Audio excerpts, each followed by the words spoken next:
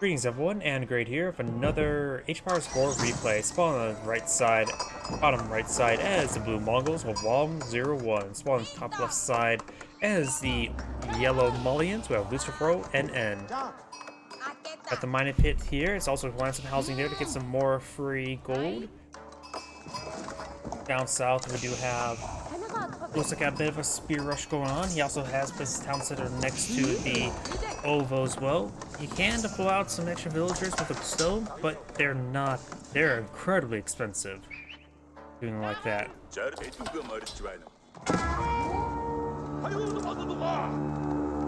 On now advancing forward, trying to get some good engagements, we'll spot the mining pit there.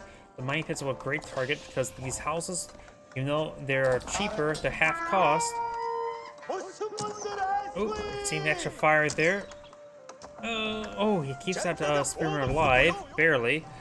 But raiding these housings is actually great for the Mongols because they have a lot less health, so they can go down much quicker. And he's a little bit too close there. Needs to rotate these guys around. Took extra damage.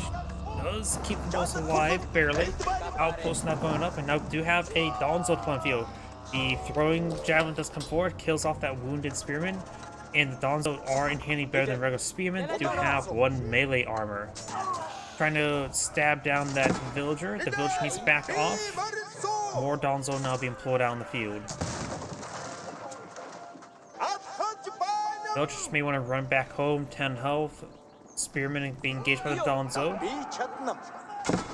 And he will get the kill there onto that villager. And does throw a javelin onto him. You still could try raiding these housing. But you may want to cool it off for a moment. He spent quite a bit right now. But him some gold now, as well as some sheep. Blue also has currently less civilians at the moment, probably because of the initial town center deployment and losing that one villager there. Got deer still be collected there. Deer over here.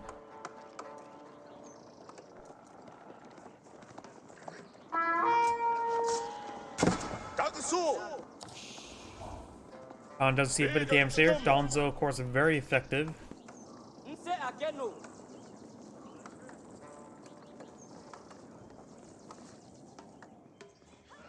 Yeah, it looks like Blue's backing off the region.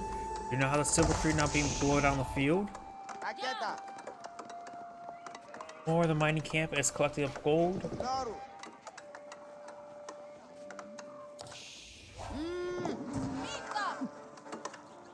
And we do also have cows now being collected or being deployed. Wait. Cattle carcasses have the trade button? No activation? Okay, they just...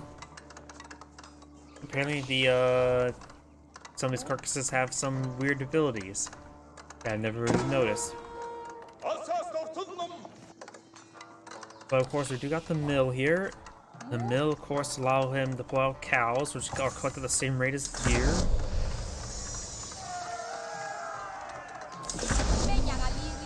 Of course, you can always deploy out the, what's it called? The cattle ranch in order to get some extra food generation. And up to 20 cows providing food generation, that's what, nearly 500 food per minute, which is actually a significant amount if you actually max that out. We got the Spearman facing forward, Veteran Dons, or the Veteran Spearman research on the way, Veteran Donzo research on the queue as well. The Khan is trying to support up these forces, but overall the Spearman could overall lose out. Does the Veteran Spearman research first. So it's at the movement speed arrow there. More of the Veteran Donzo pushing way forward.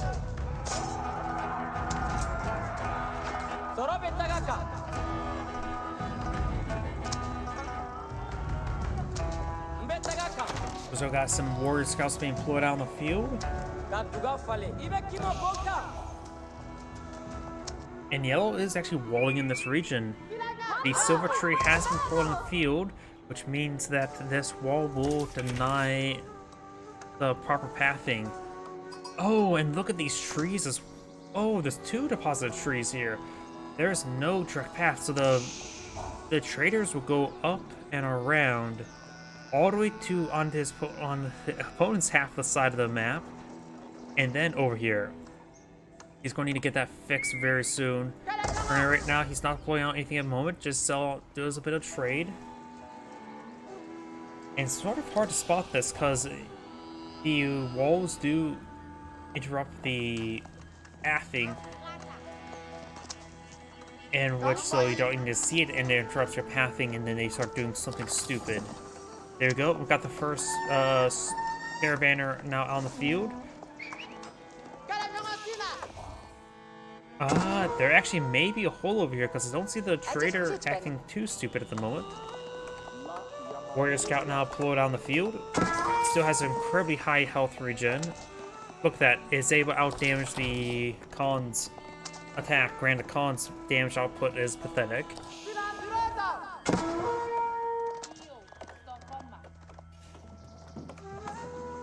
And will he start noticing these traders taking a weird path? We got a good number of Warrior Scouts on the field, as well as some sofas, heavy cavalry. Got a good number of archers here. Oh, looks like he may be retasking his caravans to come over here now, since he believes there's an interruption. That is a bit more dangerous, but if you get an interruption like that, you might as well go for it.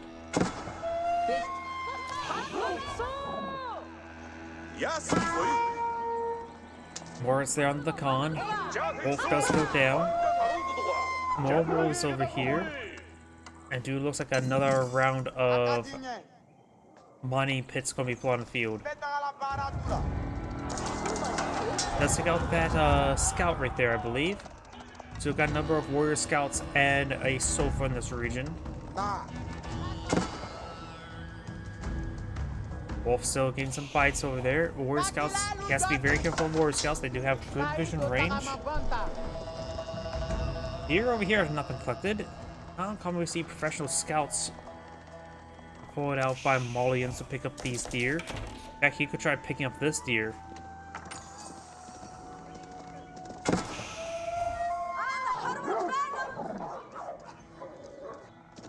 Warrior scouts push way forward.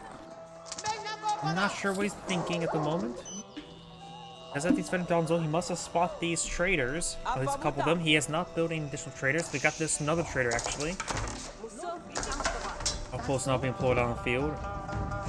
And now he does spot the walls there. And he's going to start torching it down and shooting with a bunch of arrows. You lose a couple of those traders. The Mongol player does have more civilian now at the moment.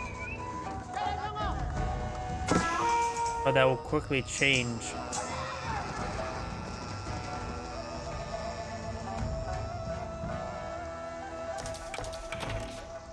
And there we go. Now he has the breach. Got a second town center now put on the field. He's trying to clean up some of this deer.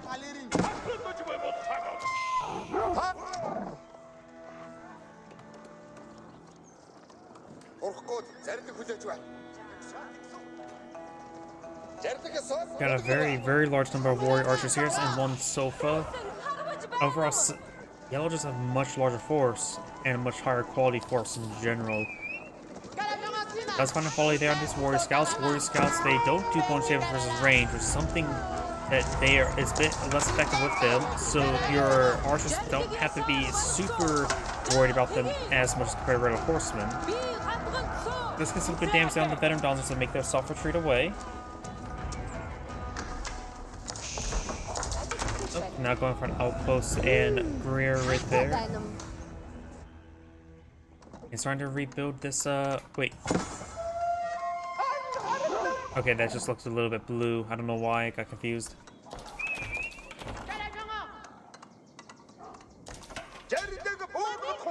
Let's pull this outpost here. I wonder if he spots that villager.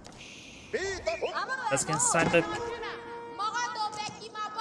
Let's take out that villager there so he can't rebuild that palisade wall. Very nice. But I'm trying to maintain this trade up. Doesn't have a whole lot of traders at the moment, just a couple.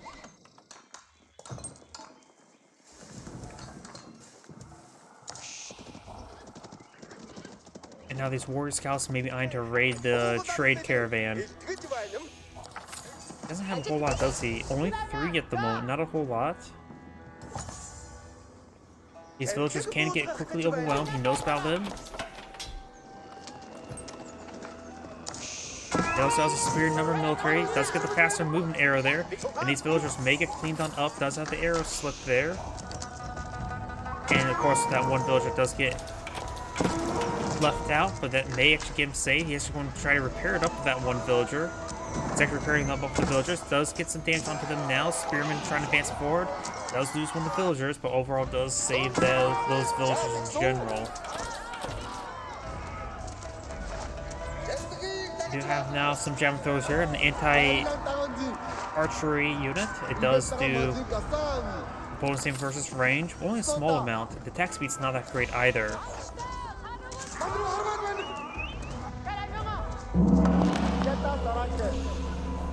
Although it's now completed, they're depleted. There's a 2400 stone crop in there. That may be a good idea to build that one.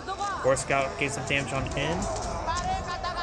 Spearman charging forward, does get some good damage on one of the Warrior Scouts. Another Warrior Scout does go down. It picks off those wounded Warrior Scouts.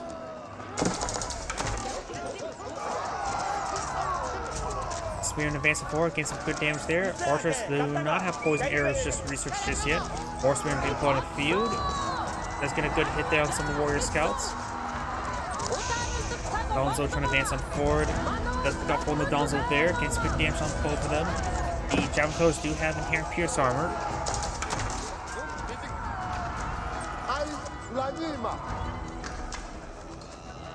And overall, both sides lost a bit of force there.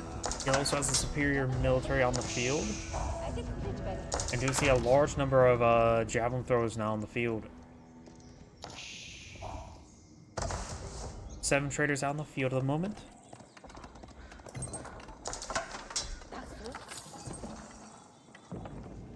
And now we got the Fanbia garrison being pulled on the field, which we are able to pull out groups of units for only for gold costs at a slightly cheaper rate. This outpost has been prepared on up. Khan is in the region. Needs some more spearmen in that area.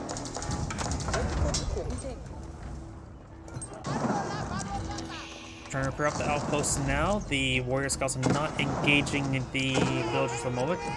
Also, he's trying to hit the sofa first. Trying to hit some of these raiders once again. There's another horseman.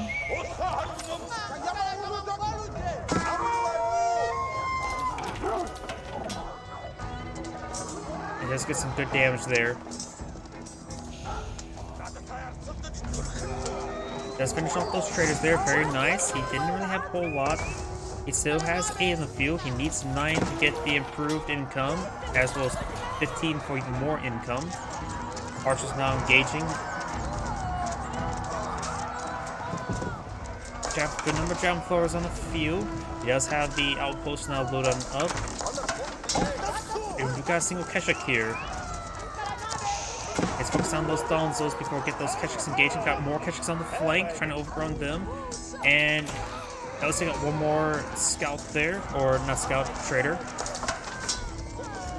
Got some of these Sophias trying to advance on forward. They only have spear damage. They also do a bit of bonus damage versus infantry. It looks like the Malian archers start going down. Keshiks starting to engage these sofas. Archers push way forward. Got these Javelin Throwers being overrun by the Keshiks.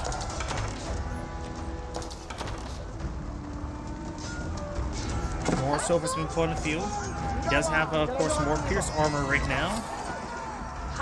And right now he does have +1 pierce damage on these archers, but they will still do 1 damage versus the sofas. He's not eyeing to go Castle Age just yet. The Malian player, of course, has reached Castle Age and has more income at the moment.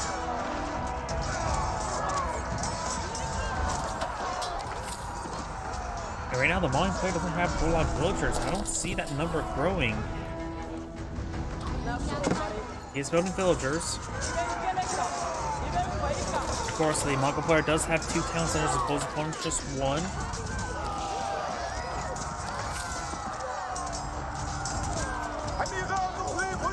overall Blue's force looks like it will be cleaned on up. He needs to fall back and some regroups. We do have these spearmen here. We got a full mining pit here, giving the mining pit of 140 gold income.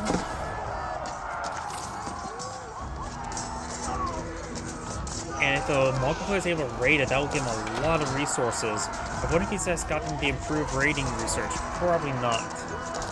Nobody really goes for that. But this one a few times is going to be very useful. Just trying to pull out a mining camp over there. The mining pit over here is still here, providing some good gold income.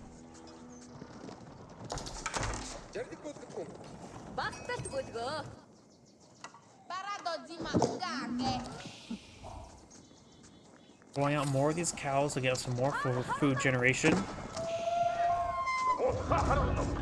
And now I got the boar being cleaned by Blue. There's too many villagers here. You can only use 8. So I torch down some of these housing. And the ovo. Has the ovo actually been rebuilt? No, the ovo has not been rebuilt. He has not rebuilt it. He does not have the improved on arrow nor the raid arrow or the raid bounties.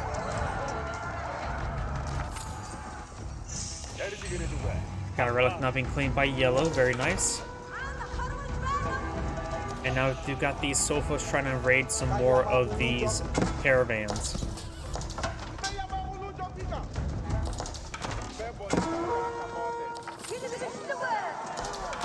Imported armor, giving sofas +2 armor.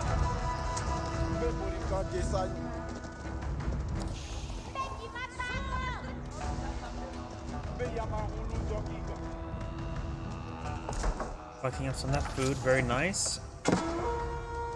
Right now the Mongol player has enough gold to age up, just needs more food. We've got now these Keshiks now pushing forward as well, getting some great hits there on these sofas. Does take out one of those sofas. And we do have 15 caravans or traders now deployed on the field for Blue, so he does have now the full extra resources. And now he's going for the curl tie. The curl tie is a very powerful landmark to give your guys not only increased damage in an area around it, but also good health regen. It makes an excellent defensive landmark, as well as a good place to set up a siege camp. Sofa's about ready to raid some more of these caravans. He may just want to put a squad of spearmen in this area. Karltai now advancing for a defensive region there. Does get us some of these traders. Spearman advancing forward. Finds good hits there. Does pull out another town center. No, that one was actually repositioned. Okay, that makes a bit more sense. Some more of these traders started going down, and now we've got a big number of villagers trying to collect some of this up wood. We got no economic text for the Mongol player at the moment. We got another mining camp. He should really go for something that's safer than this one. And now we could see a bit of raid for the Mongols. We do also got the veteran Keshik research as well.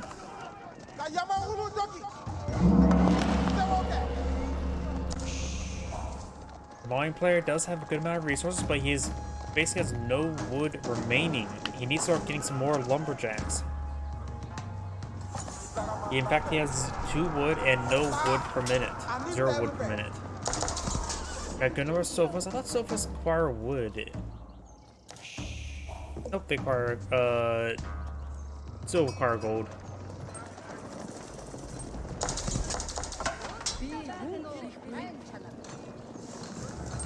Karltai's in this region. He does have no crossbow in the moment. Sofas currently have 5-7 armor. Try to touch down some of the outposts. Donzos can be easily overwhelmed by these archers. The Karltai in the region. This is a good spot for the Mongol player to fight from. He does have a slightly smaller force than his opponent, but he has a good number of archers. Overall, I think the Mongol composition is better at the moment. The Sofa still pose a massive threat. Single archer does spot some of that.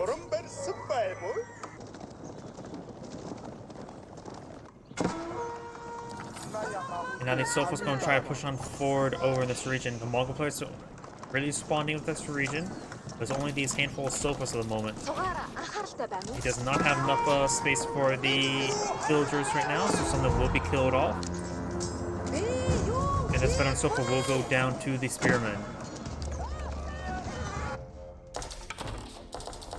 It's just moving around. The Malian player now has some wood income. Another outpost being pulled on the field. Got a good number of archers in this region. Does cancel that outpost. Veteran Sopha's advancing forward. Got a good number of handful of crossbowmen for the Mongol player. Magano on the field queue as well. Some of these forces starting to be picked on off. It does have the townsman now garrison. Over here, just more guys running around. Keshik's now trying to rotate around back. Sopha's trying to move their way around the flank. He needs to get the spearmen to protect them. Let's get the spearmen to engage the Sophas. Magano on the field, which will be very effective against these forces. Does not find a great hit there on the Sophas. Now that the spearmen, archers advancing forward. Keshik's do find a charge there, but does charge straight into Donzo, but they got the charge off. Pearl Tide now advancing forward, so now it won't be providing any benefits at the moment.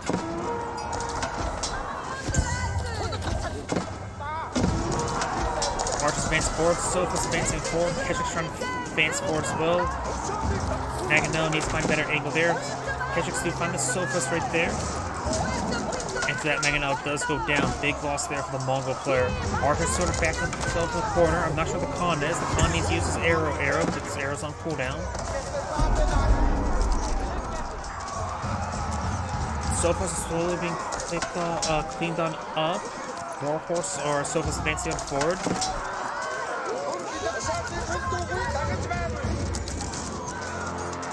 The better fighting position there is what's fighting, allowing these archers to really punch against these Sophas, overcoming their armor, and now the yellow's going to be forced on the back. Then a bloody engagement from both sides, but blue has hold on. He has good enough archers on the field. Cyan's or yellow's archers trying to back away. Does pick up those Keshiks.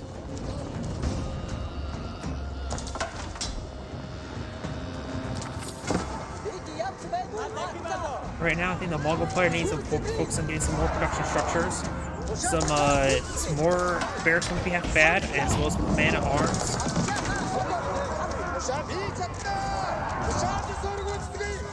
Sopha's being focused on down. Magano finds a good hit there. The extra damage on the Magano provides a really, really powerful buff. And that Sopha, that beta shot there from Magano, which is very important. Archer starting to engage, finds a Magano shot there, gains good damage there, trying to overrun the Magano. The Magano is getting the healing benefits from the Curl Tide. And more of these forces being put on field, but right now blue just needs more production structures. He has resources, it just needs more production structures. Right now, more just mass Keshik would be very useful because opponent's current compositions he's not fighting against a lot of spearmen. Mining pit here has been expired. Over here, got these Sophas advancing forward. Some of these traders are idle. Magano finds a decent hit there. Sophas receiving a bit of various damage. These outposts do not have any weapons. Sophas advancing too far. They can't see these forces. Multiple Maganos now deployed on the field.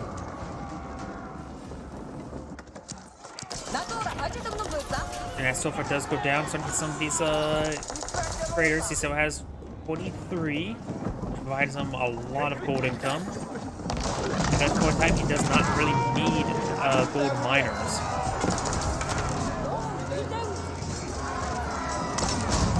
Magano finds a shot there, gets good damage there on those archers. Magnos can push forward to the Pearl Tide, get some health regen, and now he's starting to pursue these forces. He just needs more Keshiks.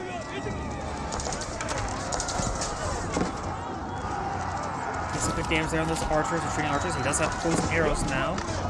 Maganos finds a volley there, gets good damage. Looks like Blue's trying to pull out some crossbowmen, very nice. Trying to stop these Sophas. Does stop them from overrunning the Maganos. They can take a hit or two.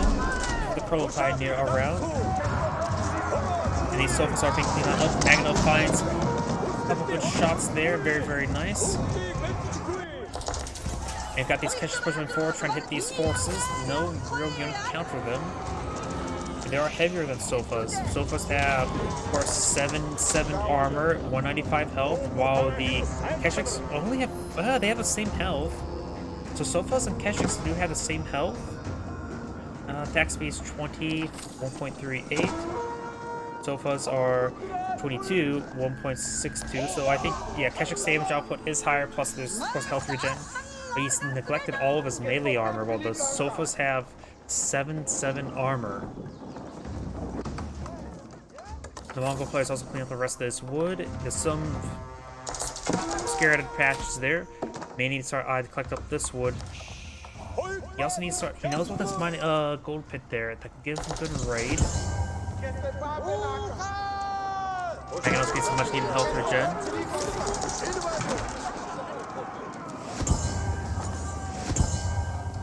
One of the points of not being decaptured there, that was giving the Malian player a lot of extra resources. The Mongol player needs just more spearmen.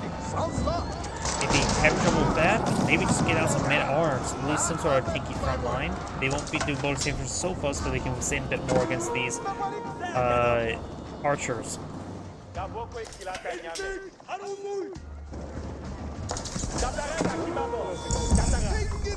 More Sofas advancing forward. We got some spring golden placements over here.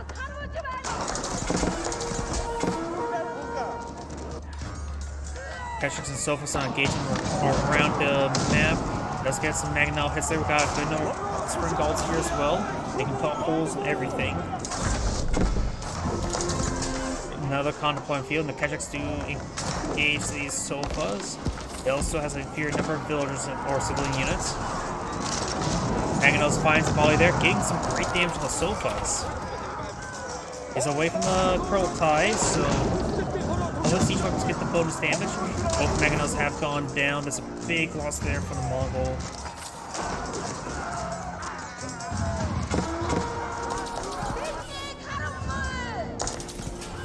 Starting to engage. Get some much needed healing regen. All the spring balls do go down. Still needs time to rebuild his forces. Yellow's a entire problem. Like, he has plenty of resources, but he has not been able to mass produce stuff properly. He does have a good defense position there, but the Sofa's still advancing forward. The Curl Tie's will he is out of the radius of the Curl Tie. Keshik's not coming for a flank. Trying to torch down some infrastructure. I think Blue's going to be knocked out of the game. Mongol Mangonel finds a good shot there, but will go running immediately.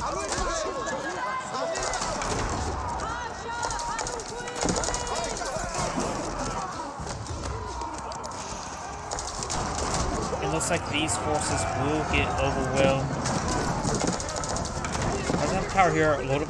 Both these have spring golden placements, but this outpost will go down. Unable to fortify because Mongols can't fortify.